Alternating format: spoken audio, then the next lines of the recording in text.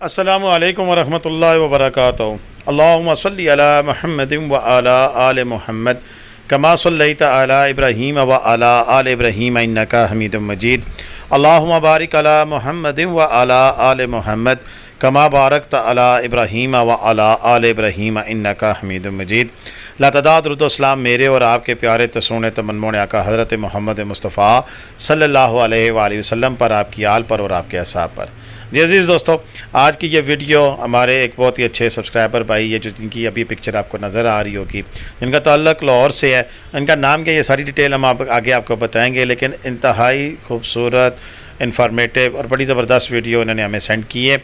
और ये वीडियो है पारस से लेकर, जिस टर्न से अभी ये टर्न हो रहे हैं, यहाँ से लेकर शराह फॉरेस्ट के एंड तक सारी वीडियो जहाँ तक ये जीप जाती है, मुकम्मल 1 घंटे की वीडियो है। जी हाँ, अभी से बता रहा हूँ, 1 घंटे की वीडियो है। जिसके पास स्टेमिना है वो देखे, और जो इन खूबसूरत नज़ारों को एंजॉय करना चाहता है वो देखे, जो इस रास्ते पे जाना चाहता है आने वाले दिनों में वो देखे, ताकि उसे पता चले कि कैसा रास्ता है, ख़तरनाक है, आसान है और कितने खूबसूरत नज़ारे हैं। ये सारी डिटेल वही देखे जो कि शराह फॉरेस्ट जाना चाहता है, अगर अपनी 4x4 गाड़ी में जाना चाहता है, जीप में जाना चाहता है।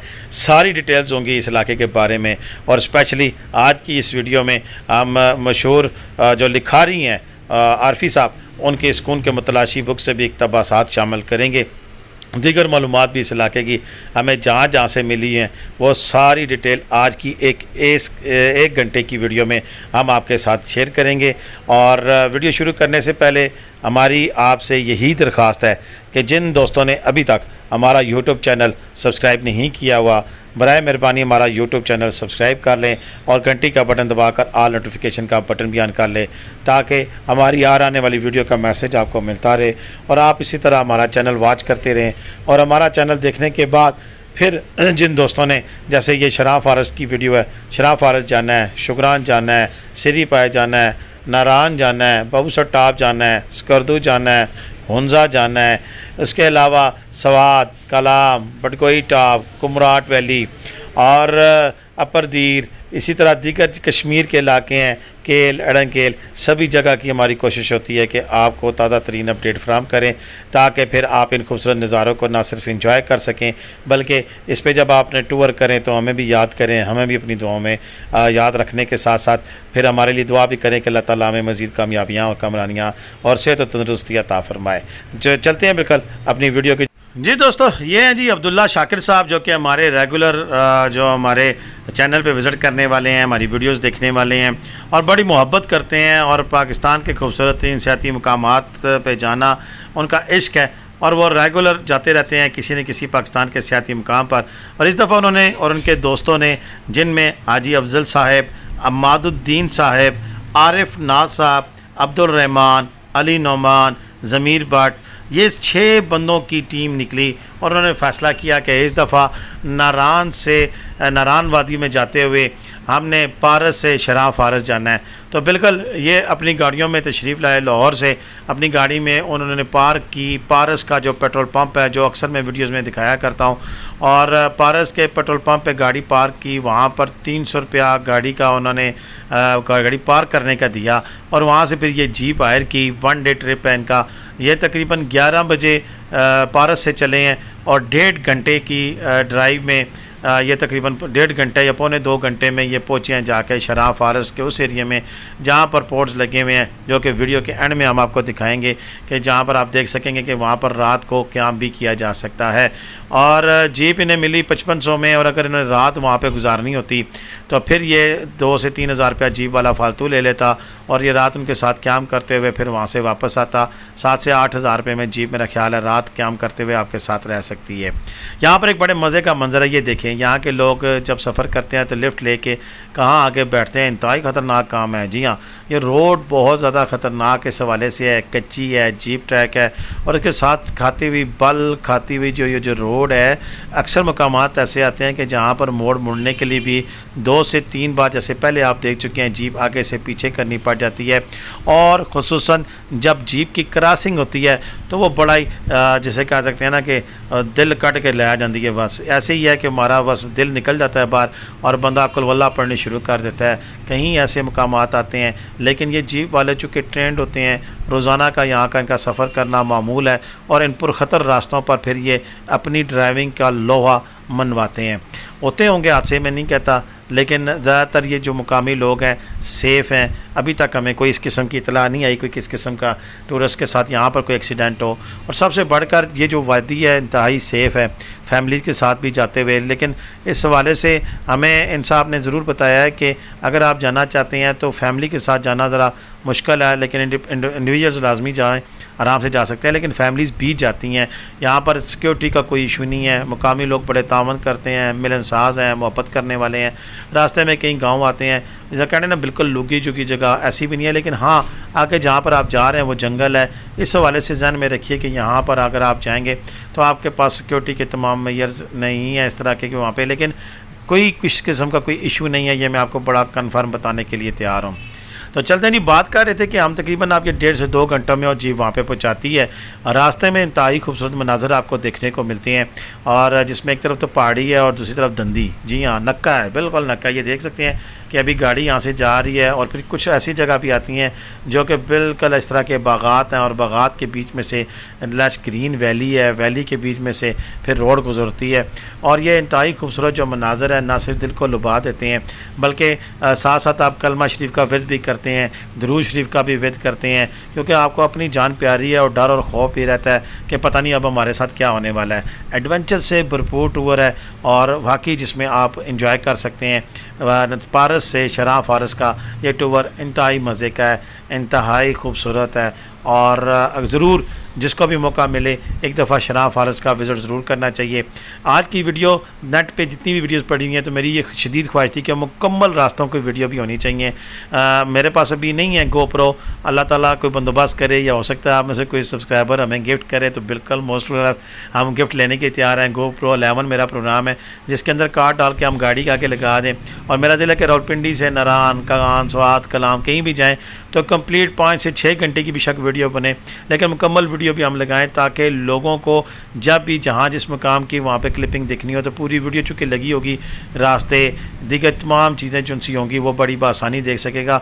ये मेरा एक ख्वाब है कि मैं अपने चैनल पर ऐसी वीडियो ज़रूर अपलोड करूँ जो कि मुकम्मल सफ़र की हों, जिसमें आपको पूरा आइडिया हो कि अगर आप खुद जाएँ तो इन मोड़ों से आपने गुजरना होगा, इन रास्तों से गुजरना होगा, ऐसी सड़क आपको मिलेगी, ऐसे हालात मिलेंगे, फ़लाँ जगह आपको बाज़ार नज़र आएगा, फ़लाँ जगह आपको गोठ नज़र आएगा, गांव नज़र आएगा, फ़लाँ जगह पे आपको ऊंचाई चढ़ाई उतराई, यानी कि पूरा अंदाज़ा हो और फिर आप सफ़र करें तो फिर मैं आपको गारंटी दे सकता हूँ कि जो मेरे दोस्त ये वीडियो पूरी देखेंगे, एक तो ये उनको फ़ील होगा कि वो ख़ुद इस सफ़र पर जा रहे हैं और ख़ुद उनका सफ़र जारी और सारी है, और वो अपने आप को शराह फारस में ही महसूस करेंगे।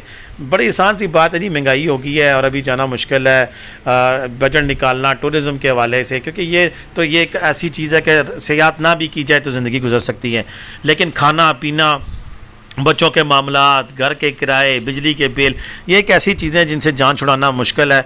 और ऐसे हालात में तो फिर आप वीडियो देख के गुजारा किया जा सकता है, लेकिन वो तमाम लोग जो कि इतनी इस्तात रखते हैं कि सारे खर्चे करने के बावजूद भी माशाल्लाह साहिब हैसियत हैं और उनके पास अल्लाह पाक का दिया हुआ रिज़्क़ इतना है, तो वो ज़रूर जाएं, क्योंकि यहाँ पर जो लोग हैं सेहत से वाबस्ता, उनकी भी जो ज़िंदगी है वो आप लोगों के दम खम से है। इनका रोटी रोज़ी रोज़गार, आप ये जीप वाले को देख लें, जिस जगह जा रहे हैं होटल वाला होगा, खाने पकाने वाला होगा, आपकी खिदमत करने वाला होगा, तो ये सारे लोग इसी सेहत की इंडस्ट्री से वाबस्ता हैं। अगर आप लोगों ने आना छोड़ दिया तो ये लोग भी भूखे मर जाएंगे। ये देख सकते हैं कि अभी गाड़ी क्रॉसिंग हो रही है और कितनी एज पे जाकर ये गाड़ी क्रॉस हो रही है। दूसरी साइड पर अगर वीडियो होती तो ज़्यादा मज़ा आता, लेकिन चलें ज़िंदगी रही, कभी मैं खुद गया तो पूरे रास्ते की फिर हम वीडियो बनाएंगे और साथ साथ आपको वहाँ की मालूमात भी फराहम करेंगे कि आप कहाँ किस मकाम से आप गुज़र रहे हैं, कौन सा इलाका है, किधर से आपने गुज़रना है और वो कौन सी जगह है। लेकिन फ़िलहाल जो हमारे पास मालूमात हैं, हम शुक्रिया अदा करते हैं अपने भाई का जिन्होंने वीडियो भेजी है कि फिर भी हमें काफ़ी हद तक मालूमात मुयस्सर हो गई हैं कि कैसे यहाँ पर जाया जा सकता है और यहाँ पर जाने के लिए किस तरह का रूट इख्तियार किया जा सकता है। और ये आपको नज़र आ रहा है कि यकीनन ये रूट बारिश में ख़तरनाक मज़ीद हो जाता होगा जब बारिश और बर्फबारी होगी। और यह भी हम आपको बताएंगे कि शाहराह फॉरेस्ट में आप कब तक जा सकते हैं। तो अभी चलते हैं ज़रा आरफी साहब के, देखते हैं कि सुकून के मुतलाशी में उन्होंने अपने पैराए में क्या लिखा था, वो सारी वर्डिंग आपको अब हम सुनाते हैं। जी दोस्तों, आरफी साहब लिखते हैं कि सतह समुंदर से लगभग 7,750 फुट बुलंदी पर ये वाक़या है और ये खूबसूरत आबशार वादी कागान की खूबसूरत कुदरती आबशारों में शुमार होती है। ये यहाँ पर शाहराह फॉरेस्ट में एक वाक़या, एक आबशार है, उसके बारे में बात कर रहे हैं और कोशिश करेंगे वहाँ की क्लिपिंग भी आपको साथ साथ दिखाएं कि जो कि हमें भाई साहब ने भेजी थी, लेकिन वो लैंडस्केप में नहीं थी, इसलिए वो साथ साथ हम बीच में ऐड ज़रूर कर देंगे। शाहराह जंगल के बीचों बीच वाक़या सरकारी खैमा बस्ती से 25 से 30 मिनट की दूरी पर वाक़या है। अच्छा, यहाँ पर मैं थोड़ा सा ऐड भी करता चलूँ कि सरकारी यहाँ पर खैमा बस्ती भी है और प्राइवेट भी है। प्राइवेट थोड़ी देर पहले है और खैमा बस्ती जो सरकारी है वो बिल्कुल आगे जाके है और दोनों यहाँ पे मौजूद हैं, सरकारी भी और प्राइवेट भी, यानी कि आपको यहाँ पर रिहाइश मुयसर है। हर किस्म की आम टेंट भी अवेलेबल हैं और अच्छी रिहाइश भी, पोर्ट वगैरह भी मौजूद दस्तियाब हैं। और ये रिहाइश 1,000-1,500 रुपये से लेकर आपको 10,000 रुपये तक भी अवेलेबल है। तो चलते हैं जी आगे, वो क्या लिखते हैं वो साथ साथ बताते हैं कि वो कहते हैं कि ये सरकारी रिहाइश बस्ती से 25 से 30 मिनट की दूरी पर यह वाक़ है और यहाँ जाने के लिए खैमा बस्ती से देवदार, चीड़, सनोबर, अखरोट के दरख्तों के बीच से मोड़ काटता हुआ कच्चा रास्ता, पैदल ट्रैक आपकी रहनुमाई करता है। ये रास्ता बदस्तूर नीचे की जानिब जाता है, इसलिए ये ऐसा ट्रैक है कि जिसमें जाते हुए कम वक्त जबकि वापसी पर 10-15 मिनट ज़्यादा लगते हैं, क्योंकि वापसी पे चढ़ाई का सामना करना पड़ता है। यहाँ से आगे जो आबशार है उसके बारे में वो बताते हैं कि इस आबशार का पानी भी खूब ठंडा और शफाफ है। आबशार का पानी तकरीबन 30 फीट ऊंचाई से 2 यकजा की गई आबशारों की सूरत में गिरता है। आबशार के कदमों में पानी थोड़े से फैलाव के बाद एक नदी की सूरत इख्तियार करता हुआ जंगल में गुम हो जाता है। इस आबशार को दरियाफ्त करने का सेहरा कैंपिंग इंचार्ज सैयद गालिब शाह के सर है। वो आजकल शाहराह जंगल में कैंपिंग एरिया के इंचार्ज भी हैं। जब भी कागान जाना हो तो इस जगह की सैर ज़रूर कीजिए।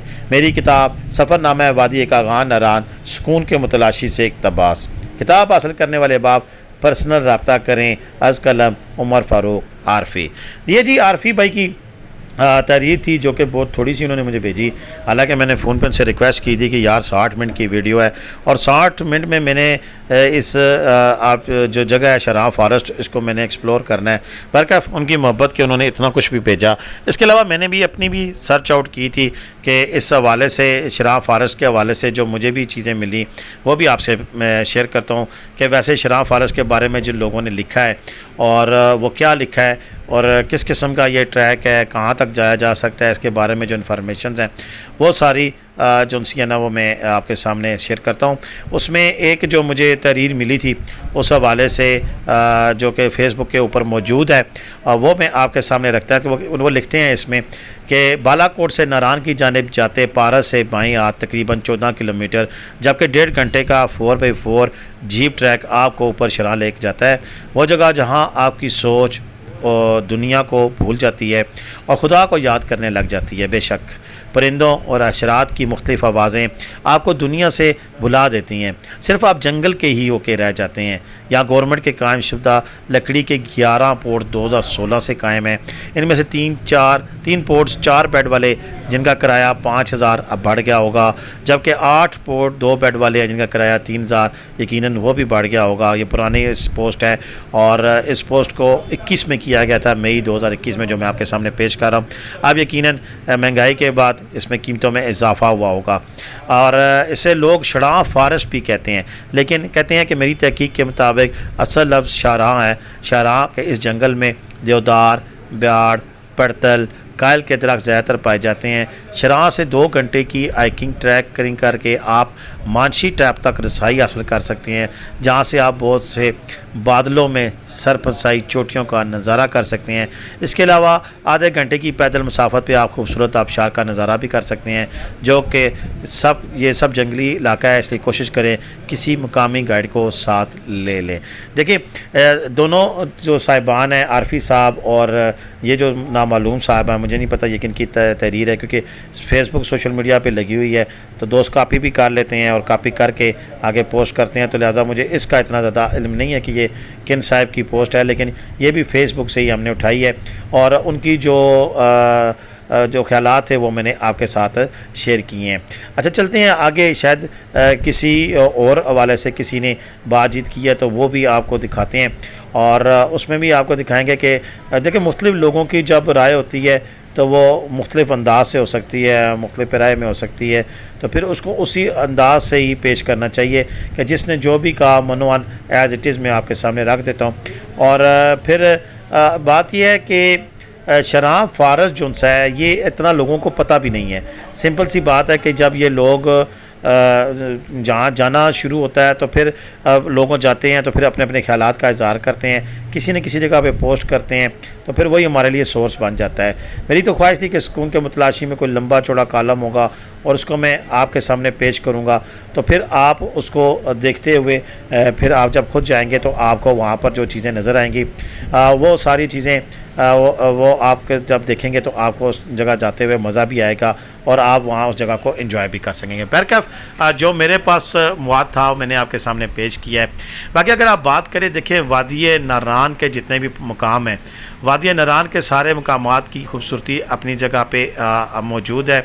हर जगह अपनी जगह इतनी खूबसूरत है कि जहाँ भी जाएँ रब ताला का एक मुख्तलिफ रूप नज़र आएगा, रब ताला की गई तख्लीक का रूप नज़र आएगा। अब मुझे लोग कहते हैं कि जी आप ये कैसे कह सकते हैं।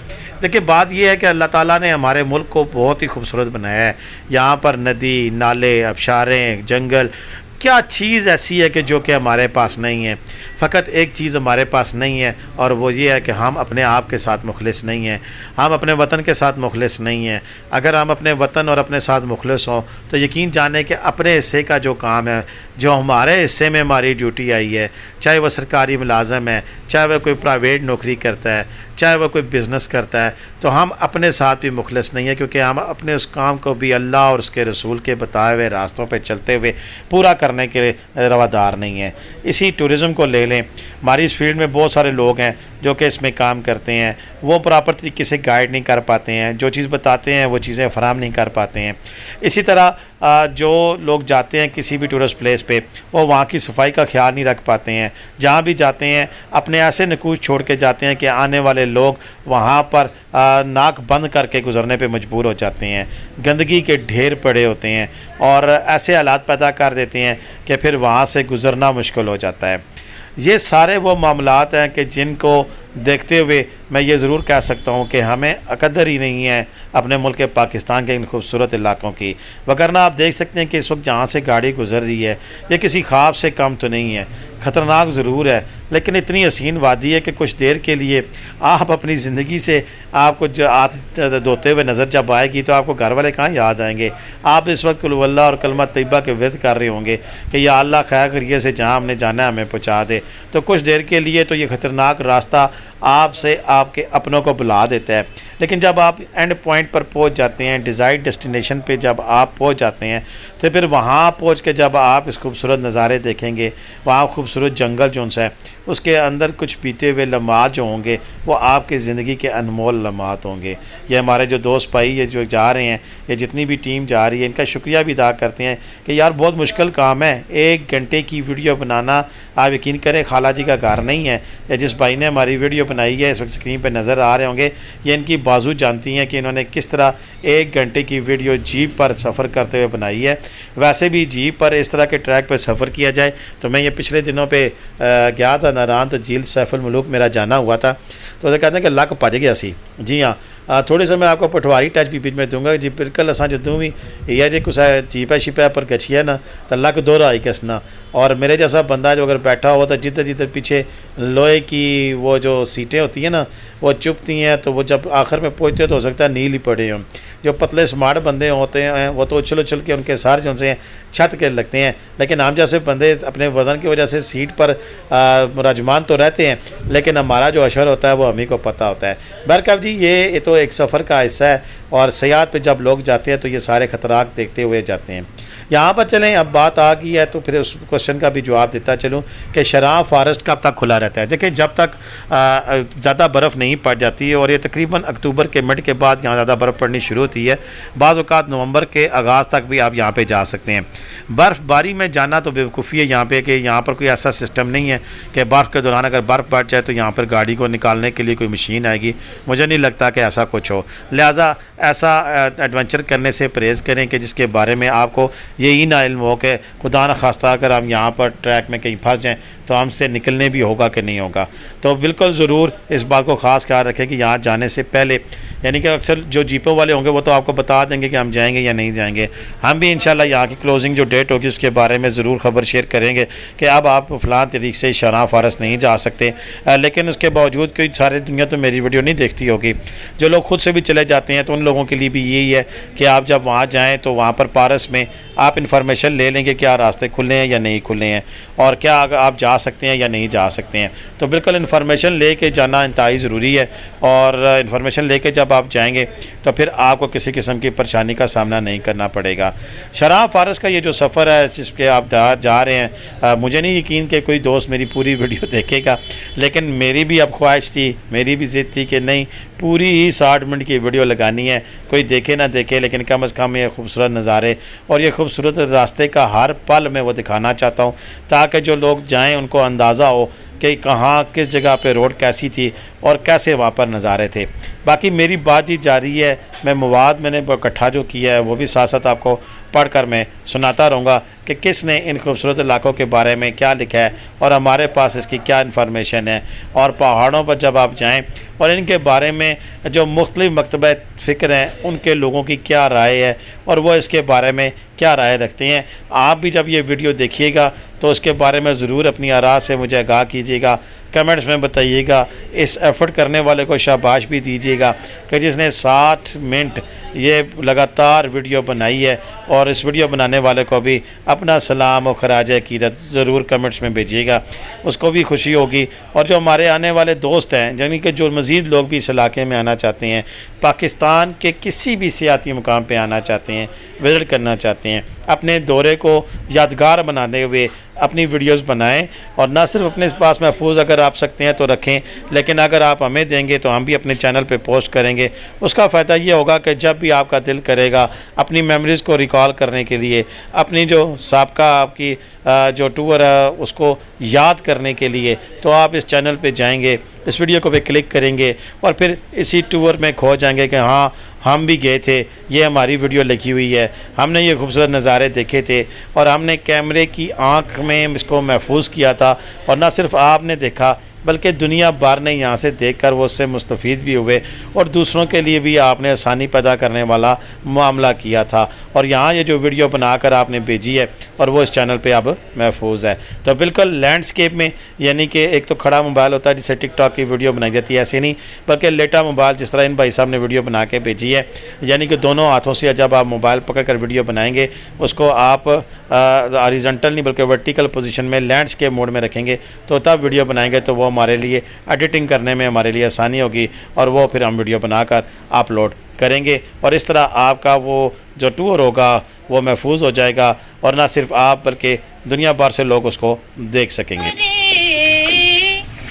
बड़ी शान वाले मोहम्मद हमारे, बड़ी शान वाले वो नबियों मेरे मद लक़ब पाने वाले मोहम्मद हमारे, बड़ी शान वाले। जब आए ज़मीं पर मोहम्मद हमारे, फलक ने ज़मीं पर बिछाए सितारे, उठो सरज़मीने अरब से ये नारे, मोहम्मद हमारे बड़ी शान वाले, मोहम्मद हमारे बड़ी शान वाले, बड़ी शान वाले, मोहम्मद हमारे बड़ी शान वाले। वो नबियों मेरे मद लक़ब पाने वाले, मोहम्मद हमारे बड़ी शान वाले। जब आए ज़मीं पर मोहम्मद हमारे, फलक ने ज़मीं पर बिछाए सितारे, उठो सरज़मीने अरब से ये नारे, मोहम्मद हमारे बड़ी शान वाले, मोहम्मद हमारे बड़ी शान वाले। जी दोस्तों, तकरीबन आधी वीडियो मुकम्मल होने वाली है और हमने छोटी सी नात भी आपको सुनाई है और इसका सफ़र जारी और सारी है और आप देख रहे हैं कि इंतहाई खूबसूरत मनाज़र आपको देखने को मिल रहे हैं।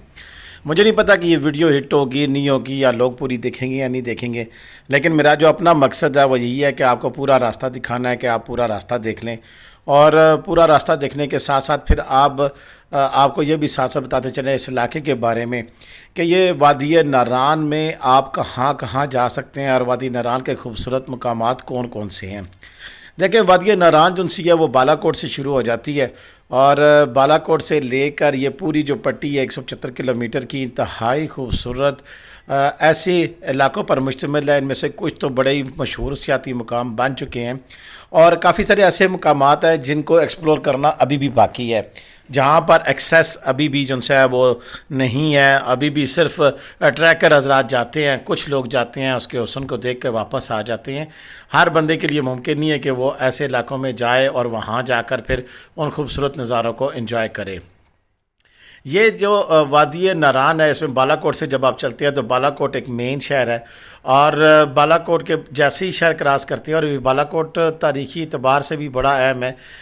इसमें ये शहीदों की धरती है और इसके ऊपर भी तो बड़ी सारी बात हो सकती है कि वहाँ पर जो मज़ार हैं वो किन के हैं और वो उनके ऊपर इतनी कंप्लीट डिटेल के अलग से वीडियो बनानी पड़ेगी।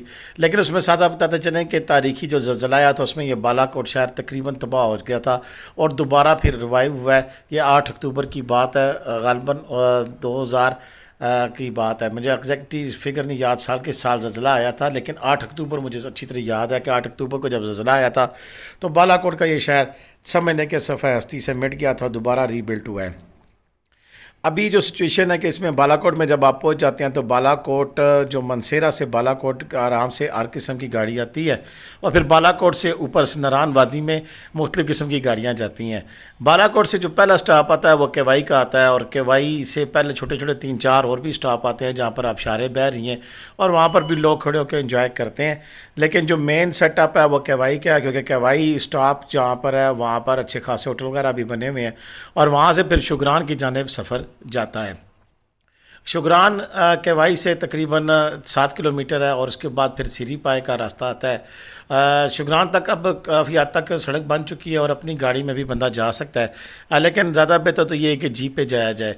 उसके बाद सीरी पाए का ट्रैक है और ये एक दिन में मुमकिन हो सकता है कि अगर आप शुगरान जाएँ सीरी पर जाकर वापस आएँ, लेकिन उसके लिए आपको अली सुबह आपको बालाकोट से केवाई तक पहुँचना होगा। उसके बाद फिर ये 1 डे ट्रैक मुमकिन है, वगरना तो ये है कि शुगरान आप जाए रहें, वहाँ से एक दिन सीरी पाए जाएँ, वापस आएँ, फिर दोबारा शुगरान रहें और उससे अगले दिन वहाँ से आगे मूव किया जाए।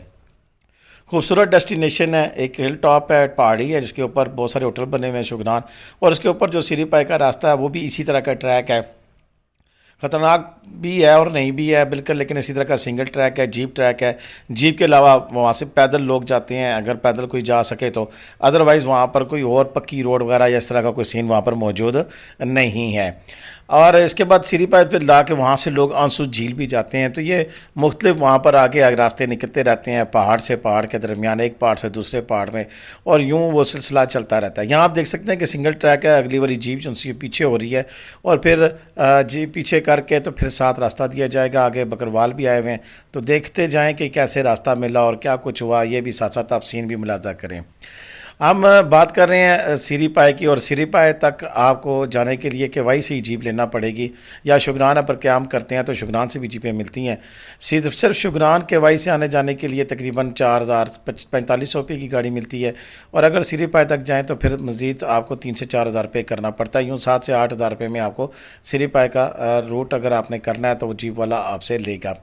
इसी के साथ साथ फिर आगे आप आते हैं तो फिर अगला मुकाम आ जाता है पारस। जी हाँ, जहाँ से आज ये सुबह गाड़ी चली थी और अभी तक चलती जा रही है, और तकरीबन ये 14 किलोमीटर का रास्ता टोटल, और तकरीबन 12 किलो का जीप का जो रास्ता है, फिर ये आपको यहाँ से लेके जाता है, और जीप ट्रैक है, और ये शराह फॉरेस्ट है। और शराह फॉरेस्ट में जब पहुँचते हैं तो फिर आगे वहाँ पर आगे घना जंगल है, साथ आबशार है, साथ आगे भी 3-4 जगह पे आप जा सकते हैं, और फिर यहाँ पर भी मज़ीद भी आगे जाने के रास्ते मौजूद है मुख्तलिफ पहाड़ों पे।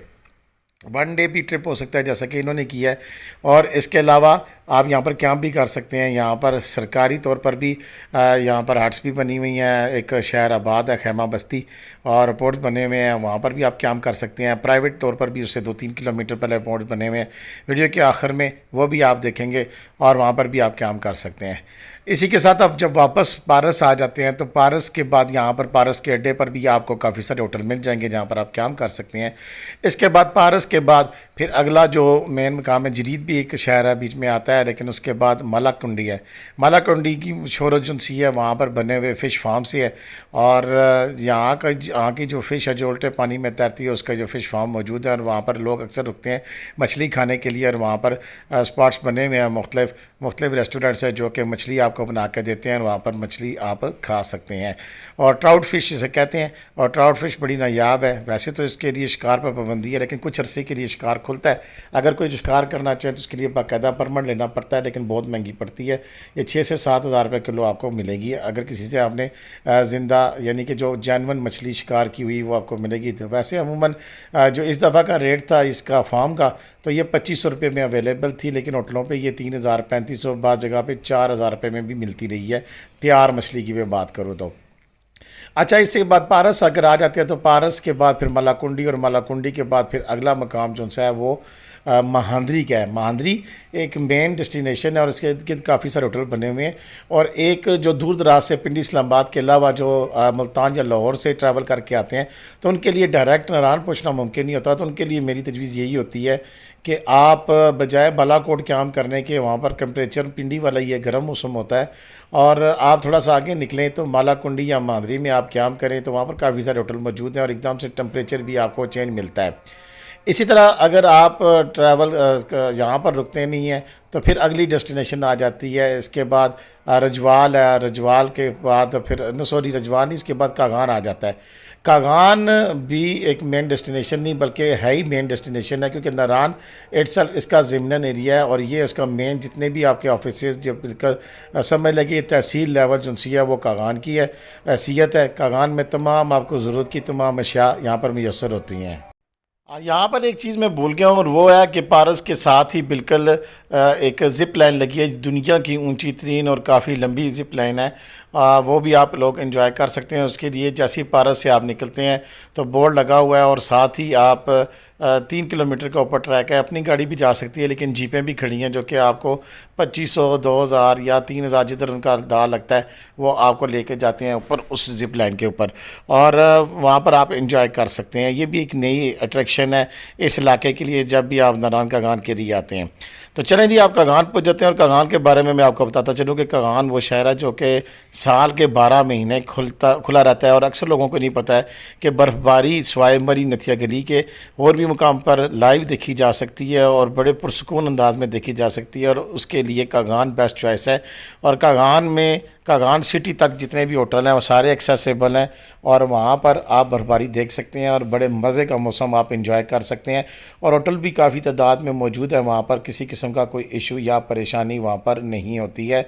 और वहाँ पर जो बर्फबारी है आप दिसंबर के एंड में और इसी के साथ साथ आगे आप जनवरी फरवरी के महीने में भी वहाँ तक जा सकते हैं। उसके बाद तो वैसे ही मौसम खुल जाता है, तो रेगुलर आप वहाँ पर जाकर आप ईज़िली बर्फबारी को इंजॉय कर सकते हैं। बड़ा ही ज़बरदस्त वहाँ पर मौसम होता है और नज़ारे बहुत ही खूबसूरत होते हैं। इसके अलावा पुरसकून तरीके से रहने के लिए उसमें वालनट कॉटेज भी है, दीगर काफ़ी सारी अब रिहायशें बन गई हैं। वालनट कॉटेज के सामने ऊपर कॉटेजेस बन गए हैं, तो आप वहाँ पर जाकर बेहतरीन तरीके से न सिर्फ क़याम कर सकते हैं बल्कि बर्फबारी को भी भरपूर तरीके से इंजॉय कर सकते हैं। इस सीज़न में इंशाल्लाह हमारी कोशिश होगी कि हम प्रमोट करें इस इलाके को। शुगरान भी आप जा सकते हैं, लेकिन सिर्फ शुगरान नहीं बल्कि आप आगे नारान भी जा सकते हैं, कागान भी जा सकेंगे। 2 मुकामात ऐसे हैं कि जहाँ पे आप बर्फबारी को भरपूर तरीके से इंजॉय कर सकेंगे।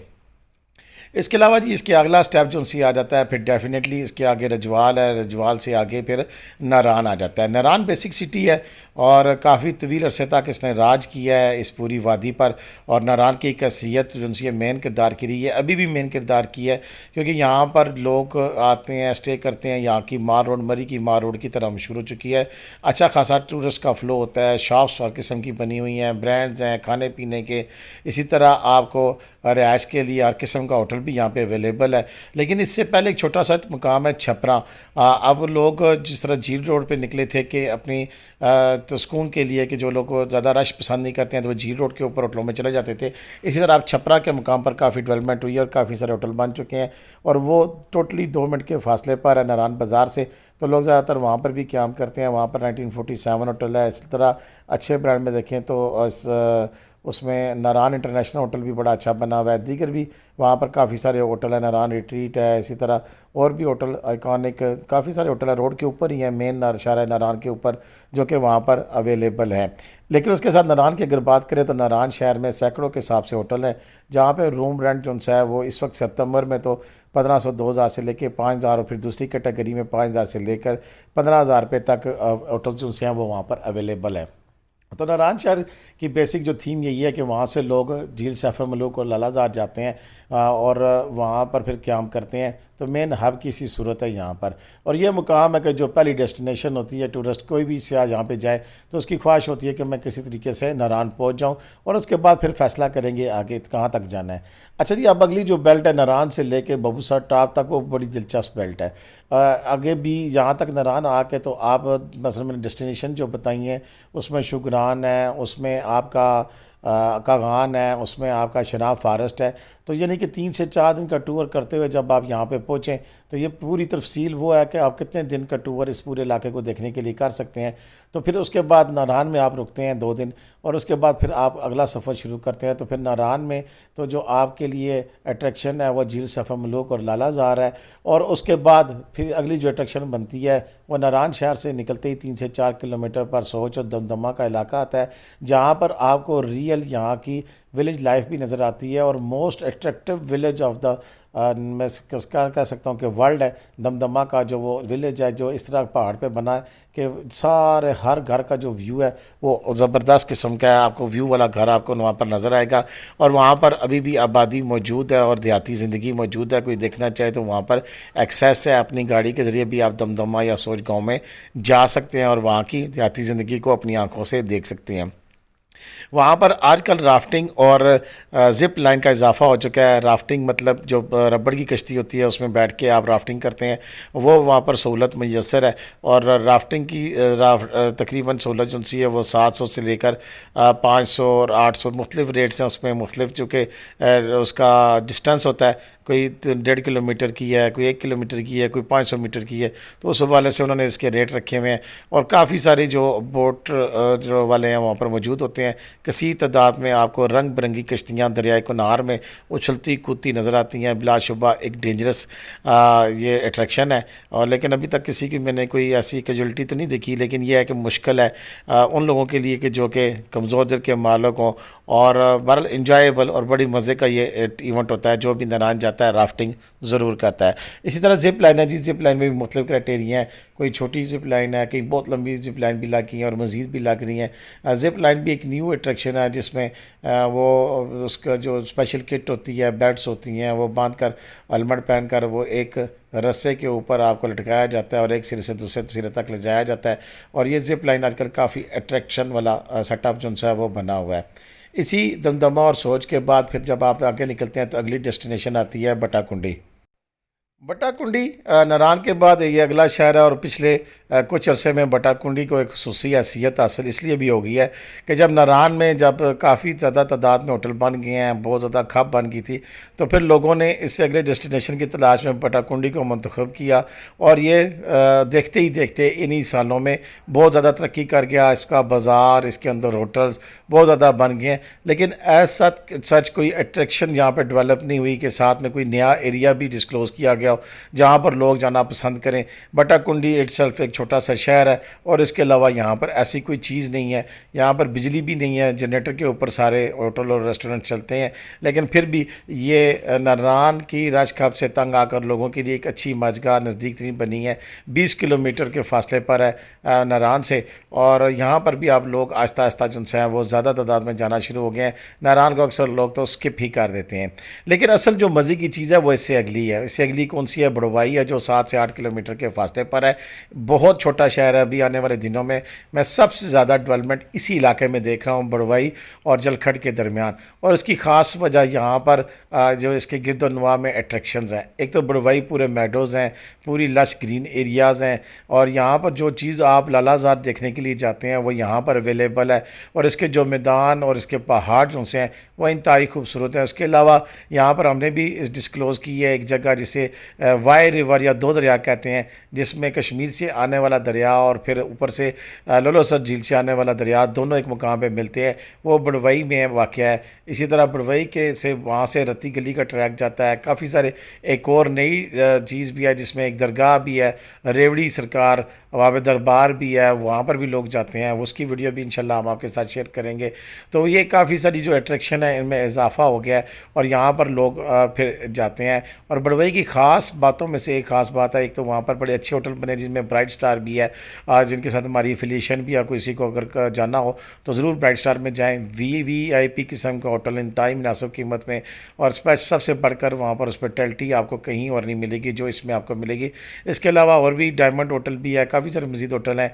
1000-1200 रुपये से लेके 7 से 8 हज़ार रुपये तक यहाँ पर अकोमोडेशन आपको अवेलेबल है। और यहाँ पर बिजली नहीं जाती है, इनकी टरबाइन की अपनी बिजली है, और दिन को थोड़ी देर के लिए बंद करते हैं, मशीनों को रेस्ट देते हैं, लेकिन रात भर यहाँ पर बिजली अवेलेबल रहती है। इंशाल्लाह अगले सीज़न में उसको मज़ीद बेहतर किया जा रहा है और उसके वोल्टेज को मज़ीद बढ़ाया जा रहा है। तो हो सकता है कि जब अगले सीज़न में आप जाएँ तो बहुत बेहतर आपको सिम मिले। बाकी यहाँ पर जो किसी किस्म की सिम नहीं चलती है, सिर्फ आपको 5G नेट अवेलेबल होता है। 1-2 कंपनियाँ और आ गई हैं जो कि सर्विस प्रोवाइड करती हैं, लेकिन यहाँ पर सिग्नल कोई नहीं है। व्हाट्सएप पे ही आप एक दूसरे के साथ रब्ता रख सकते हैं, और ये सीन इधर यही है बड़वाई में।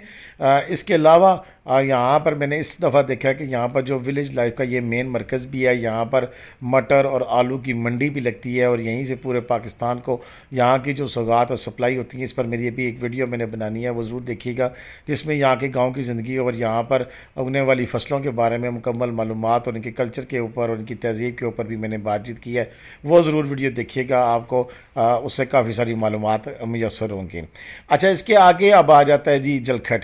जलखड़ की वजह शोहरत अभी बहुत छोटा बाज़ार है, गिने चुने क्या टोटल 2 से 3 होटल हैं, और उसमें जो मेन जो चीज़ है ऊपर जाने वाली जो सड़क है नूरी टॉप, और प्याला झील, ये दो मेन यहाँ की अट्रैक्शंस हैं। मेरे हिसाब से तो इसको बड़ा डेवलप हो जाना चाहिए थे, लेकिन अभी तक ये डेवलप नहीं हुआ। बिस्मिल्लाह होटल है, एक आधा कोई और होटल है, और एक वहाँ पर देसी होटल भी है जलखड़ बाज़ार में, जहाँ लोबिया और दाल चावल मिलते हैं। वो भी एक ख़ास यहाँ की सौगात है। इंशाल्लाह मैं अब जब भी कभी गया तो उसकी वीडियो मैं लाजमी बनाऊंगा और आपके सामने पेश करेंगे कि देसी फूड वहाँ पर आपको कहाँ से मिलेगी खाने के लिए। तो वो भी एक बड़ी ज़बरदस्त अट्रैक्शन है। जब भी आप जाएँ तो जलखड़ बाज़ार में वहाँ का देसी रवायती खाना लाजमी खाएं, ताकि आपको वहाँ के कल्चर के बारे में पता लगे कि वो लोग भी खाना पीना कैसे करते हैं और वहाँ की असल सौगात क्या है। प्याला झील और नूरी टॉप के लिए इस दफ़ा हमारी वीडियो बड़ी हिट हुई हैं। जीपें जाती हैं जलखड़ से और मुख्तलिफ रेंज है 6,000 से 15,000 रुपये तक, यानी कि आपको पूरा शारदा तक भी लेके जाते हैं। कश्मीर जाने का शार्टेस्ट रास्ता भी यहीं से है। अगर आप यहाँ से जीप में जाएं तो वहाँ तक शारदा तक आप जा सकते हैं सुंदन गली से होते हुए, और फिर वहाँ से आगे केल, अड़ंकेल और ताव बट वगैरह का आप सफ़र कर पाएंगे। जलखड़ से आगे जी अगला सीन है बेसल का, और बेसल भी एक आप बन गया। उसकी मेन वजह मून रेस्टोरेंट का बनना था, और अब Aahista Aahista park dream hotel, container hotel भी बन गया है, रैश भी मुयसर हो गई है, और भी रैश के लिए बड़े सारे होटल बन गए हैं। इसी के साथ साथ अब मज़ीद ब्रांड्स भी अब बेसल आने लगे हैं। तो यूँ इस नारान वादी की फूड स्ट्रीट मेरा ख्याल है ये बनने वाली है अगले आने वाले वक्तों में। तो बेसल भी एक अहम मकाम है, और यहाँ से भी ट्रैक कर जिनसे इसका जो मेन चीज़ है यहाँ पर रुकने की, इसके ऊपर भी झीलें हैं जिनके ऊपर जाने के लिए यहाँ पर लोग रुकते हैं, और यहीं से ट्रैकर और पोर्टर जिनसे हैं वो घोड़े के साथ फिर ऊपर जाते हैं, और इसमें स्पेशल प्रोटेक्शन, पुलिस प्रोटेक्शन में लोगों को ले जाया जाता है। और साथ ही इसके चेक पोस्ट भी वाक़ है जो कि तमाम टूरिस्ट को साथ सिक्योरिटी भी फराहम करती है। अच्छा जी, इससे अगला जो पॉइंट है वो लोलोसर झील का है। और लोलोसर झील इस पूरे इलाके की वाहिद झील है जिसमें बगैर जीप के आप अपनी गाड़ी में भी जा सकते हैं, और आप लोलोसर झील के ऊपर बैठ कर आप पूरी तरह इंजॉय कर सकते हैं। ये बिल्कुल लंबे सड़क है जो नारान से बबूसर टॉप जाने वाली रोड है, उस रोड के ऊपर झील वाक़ है, और इस झील में एक्सेस बड़ा आसान है। रोड के ऊपर गाड़ी खड़े और नीचे उतर जाएँ और झील के जो है वो इंजॉय करें। ये काफ़ी किलोमीटर लंबी झील है, और इसी झील का जो पानी है फिर नीचे आकर दरिया कुनार में कन्वर्ट होता है। ऊपर से झील सफ़र मलूक का पानी भी साथ आकर नारान में मिल जाता है। रत्ती गली से आने वाला पानी जलखड़ के मुकाम पर, और इसी तरह लट्ठी गली के पिछले वाले पहाड़ से आता हुआ बड़वाई के मुकाम पर पानी भी इसमें शामिल होता है। और इसके अलावा छोटे बड़े काफ़ी सारे नाले इसी मेन नाले में से गुजरते हुए दरिया कनार बनाते हैं, और दरिया कनार में सारे नाले पानी के जो हैं वहाँ पर आपस में मिल जाते हैं, और दरिया कनार फिर आगे बहता हुआ नीचे बालाकोट की जानिब चला जाता है। इसके बाद ये गट्टी दास, और गट्टी दास के बाद फिर मेन मकाम है बाबूसर टॉप। बाबूसर टॉप पे एज सच कोई चीज़ नहीं है, लेकिन अब वक्त गुजरने के साथ साथ वहाँ पर होटल भी बन रहा है। काफ़ी सारे ढाबे हैं जिनके ऊपर आपको खाने पीने की अशिया मिलती हैं। यहाँ पर लोग स्पेशली वहाँ की हाइट के लिए जाते हैं, और इस ख्वाहिश पर जाते हैं कि हो सकता है वहाँ पर आपको हमें बर्फ़बारी मिल जाए। इस सीज़न में 2 दफ़ा सिर्फ बर्फ़बारी हुई है। जब से बाबूसर टॉप खुला है जुलाई में हुई है, और जुलाई में के बाद अगस्त में एक दफ़ा हुई है, लेकिन अभी सितंबर 15 के बाद चांसेस हैं कि मज़ीद बर्फ़बारी हो सकती है, और लोग फिर बर्फ़बारी इंजॉय कर सकते हैं। अमूमन पिछले जब से मैंने इसको कैप्चर करना शुरू किया है टूरिज़म को, तो मैं 2 साल से देखता आ रहा हूँ कि थ्रू आउट जो गर्मियाँ हैं उनमें हफ्ता 1.5 हफ्ते के बाद जब भी नारान में बारिश हुई तो बाबूसर टॉप पर बर्फ़बारी हल्की फुल्की होती रही और सयाह इंजॉय करते रहे। लेकिन इस बार बर्फ़बारी बहुत कम हुई है। आने वाले दिनों में देखना पड़ेगा। कहते हैं कि 15 सितंबर के बाद यहाँ पर रेगुलर बर्फ़बारी शुरू हो जाएगी। अगर होती है तो कितनी होती है, और फिर कब तक बाबूसर टॉप खुला रहता है, ये लोगों का बड़ा सवाल होता है। और यहाँ बाबूसर टॉप तभी बंद होता है कि जब बहुत ज़्यादा बर्फ़बारी हो, टेम्परेचर बहुत ज़्यादा कम हो जाए और 1 से 1.5 फुट बर्फ़ पड़नी शुरू हो जाए, तो फिर बाबूसर टॉप को खुदा हाफिज़ कह दिया जाता है। और इसी तरह फिर धीरे धीरे बाबूसर टॉप बंद होने के बाद, चूँकि मेन शाहरा है जो कि गिलगित की तरफ जानती है, जो लोग हुंजा और स्कर्दू जाना चाहते हैं वो इसी रास्ते से जाते हैं, क्योंकि ये शॉर्ट रास्ता है और ख़ूबसूरत रास्ता है। वैसे तो आप जैसे ही आप हज़ारा मोटरवे से सी पैक पे चढ़ते हैं तो सी पैक वाली रोड सीधी थाकोट से होती हुई बिशाम, और बिशाम से फिर चलास की जानब जाते हुए आपको हुंजा और स्कर्दू और गिलगित के GB के गिलगित बल्तिस्तान के तमाम जो सियाती मकामात हैं वहाँ तक लेके जाती है। लेकिन इस बेल्ट का लोग इंतखाब इसलिए करते हैं कि ये इंतहाई खूबसूरत और रास्ता बहुत ज़्यादा कम हो जाता है, तो लोग आते और जाते हुए नारान में स्टे करते हैं और यहाँ की खूबसूरती को भी इंजॉय करते हैं। लेकिन ये जब बर्फ़ पड़ने के बाद फिर ये रास्ता बंद हो जाता है, तो फिर शाहरा कराक्रम भी वाहिद सोर्स रह जाता है जो कि आपको गिलगित बल्तिस्तान तक लेके जाता है। लेकिन उसमें भी डैम बनना और रोड की खस्ता हालत से आपको एक दफ़ा 14 तबक आपके रोशन हो जाते हैं। क्योंकि मेरा पिछली दफ़ा इत्तफाक हुआ है, जब मैं बिशाम से 4 बजे चला था और सुबह के 2 बजे कहीं जाकर रात पूरी सफ़र करते हुए रेगिस्तान और यानी कि जंगलों में खड़े होकर इंतज़ार करते हुए कि कब रोड खुलेगी। वहाँ पर काम होता है तो 2-2 3-3 घंटे के लिए रोड ब्लॉक कर देते हैं, लेकिन सुना है वहाँ पर भी टनल बन गई है और काफ़ी सारे मसाइल हल हो चुके हैं। देखते हैं कि आने वाले वक्त में कब ये रोड क्लियर होगी और फिर आसानी हो जाएगी टूरिस्ट के लिए कि वो बड़ी आसानी के साथ यहाँ पर सफ़र कर पाएंगे। चले जी, ये सारा सफ़र हमारा बाबूसर टॉप के हवाले से चल रहा है और बाबूसर टॉप के हवाले से वहाँ पर अब तो जिप लाइन भी लगी है, आप उसको भी इंजॉय कर सकते हैं। वैसे तो अमूमन लोग यहाँ पर ज़्यादा से ज़्यादा 15 से 20 मिनट, क्योंकि काफ़ी ज़्यादा हाइट है, 13,700 फुट की बुलंदी है, तो लोगों को ऑक्सीजन का भी मसला बन जाता है। बाज़ लोगों को सांस लेने में दुश्वारी होती है, तो उनके लिए एक बड़ी आसान सी टिप है कि अगर आप अपनी गाड़ी पे हैं तो जब आप बाबूसर टॉप पर पहुँचने लगे तो वहाँ पर पहले AC लगा लें।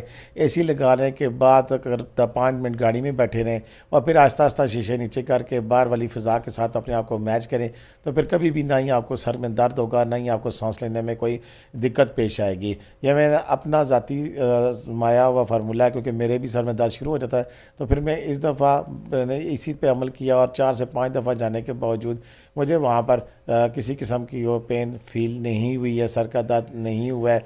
तो मैंने ये आपको बताना फ़र्ज समझा कि आप भी इस पर अमल करें तो आपको भी इसका फ़ायदा हो सकता है। अच्छा जी, अब बाबूसर टॉप पे आप जब आप पहुंच जाते हैं तो नारान से बाबूसर टॉप 65 किलोमीटर का जो इलाका है, जैसे मैंने पहले बताया था कि पूरा दिन भी इस पे सारे इलाके जिनसे एक्सप्लोर करने के लिए नाकाफ़ी हैं। अच्छा, एक चीज़ जो मेरे जहन में से निकल गई अभी मेरे जहन में आई है कि जो आप बेसल में काम करते हैं तो वहाँ से दुधीपत सर के लिए लोग ऊपर जाते हैं, ट्रैक करते हैं, और वो भी तकरीबन अक्सर लोग तो 2 दिन का ट्रैक 3 दिन का लिए जाते हैं। वहाँ पर खूबसूरत जिलों में रात को क्याम करते हैं और फिर वापस आते हैं। वैसे 1 डे ट्रिप तो इतना ही मेरा ख्याल है नहीं होगा कि एक ही दिन में आप जाएं भी और वापस आ जाएं, ऐसा यहाँ पर मुमकिन नहीं है। तो ये एक चीज़ रह गई थी, उसको भी इसमें साथ आप शामिल तस्वर करें और साथ शामिल है ये। अच्छा जी, बाबूसर टॉप तक आप जा पहुँचते हैं तो बाबूसर टॉप से फिर आगे चलास का रास्ता इंतहाई उतराई है, और इसमें अक्सर तो यही होता है कि मना क्या दिया जाता है। और अभी आजकल तो कुछ सिक्योरिटी इशूज़ है जिसकी वजह से रात के वक्त ट्रैवलिंग पर पाबंदी लगी हुई है। 5 बजे के बाद आपको बड़वाई से आगे नहीं जाने दिया जाता है, और इसी तरह सुबह 6 बजे जाके रोड दोबारा खोली जाती है। ये इंतहाई अहम अच्छा इकदाम है, जिसकी मेन वजह भी यही है। मैं चाहता हूँ कि अगर आप सियाहत के लिए जाते हैं तो रात का सफ़र क्यों करते हैं, ये मेरी समझ से बाहर है। उसकी 2 बड़ी अहम वजूहत है। एक तो ये कि आप अनजान होते हैं उन रास्तों से और रात को किसी भी हादसे का बायस बन जाते हैं, और दूसरा वहाँ पर सिक्योरिटी इश्यूज़ भी हैं कुछ उस बेल्ट में।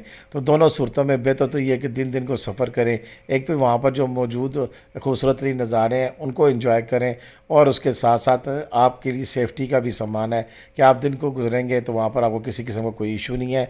आप यहाँ से चलास पहुँच सकते हैं आगे बड़ी आसानी के साथ, और बड़े कम वक्त अक्सर लोग तो तकरीबन 30 से 35 मिनट या 45 मिनट में भी आप आराम से चलास में जाकर पहुँच सकते हैं, और वहाँ से फिर आगे आपका सफ़र रवां दवा होता है। अगर आपने स्कर्दू जाना है तो स्कर्दू के लिए राइट साइड पर मुड़ते हुए शारा कराक्रम से आप स्कर्दू 3 घंटे में आराम से पहुँच जाते हैं।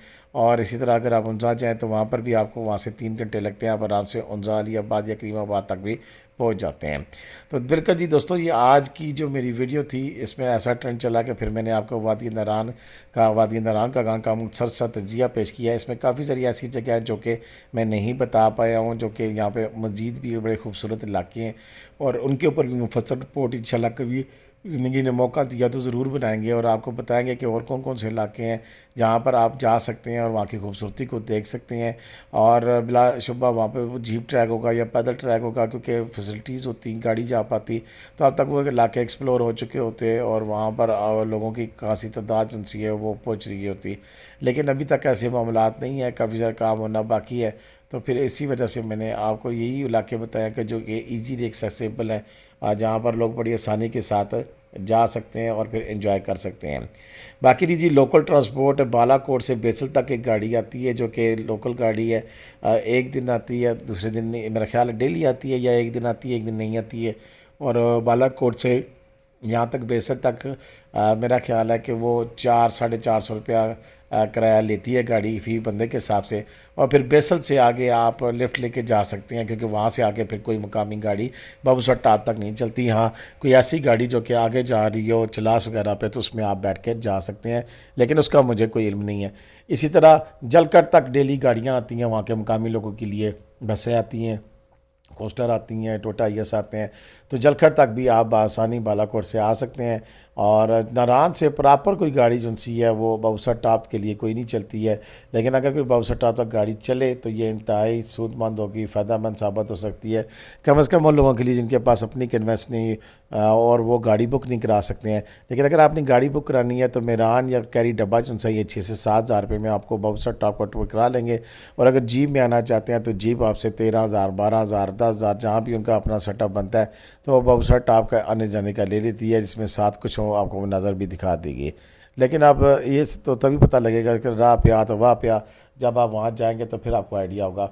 ये जी वो पोर्ट्स बने हुए हैं जो कि शराब फारस के अंदर है, और ये सरकारी पोर्ट्स नहीं है, ये आम किसी बंदे ने अपने तौर पर लगाए हैं। और इसमें आपको देख सकते हैं कि टेंट विलेज भी बना हुआ है, जिसके अंदर ये आपको नज़र आ रहा है सारी रिहायशें, और इसमें 1000 रुपये से लेके तो फिर 4-5 हज़ार रुपये तक मुख्तलिफ़ किस्म की रिहायशें मौजूद हैं, और इसी तरह की सरकारी पोर्ट्स भी यहाँ पर अवेलेबल हैं। आज की वीडियो आपको कैसी लगी इसके बारे में अपनी राय से ज़रूर आगाह कीजिएगा, और मुझे अपनी दुआ में याद रखिएगा। इसी तरह मैं आपके लिए बड़ी तफसील से वीडियो बनाता रहूँ, और अगर आप भी जब भी आपको मौका मिले इन इलाकों में जाने का तो कम से कम आपके पास पूरी इन्फॉर्मेशन हो, रास्तों की आपके जहन में हो कि ये रास्ता किस तरह था, कहाँ से गाड़ी मुड़ रही थी, कहाँ पर ये क्या हुआ, तो ये सारी डिटेल हमारी वीडियोज़ में होती हैं।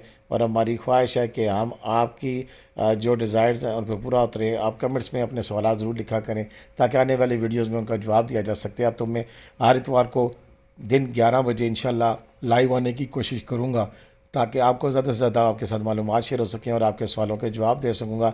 इस दफ़ा का इतवार का जो मेरा सेशन था बहुत सक्सेसफुल हुआ, काफ़ी सारे लोगों ने रब्ता किया, लेकिन अभी भी काफ़ी सारे लोगों को मालूम नहीं था कि मैं लाइव आकर भी इसी तरह के सवालों के जवाब देता हूँ।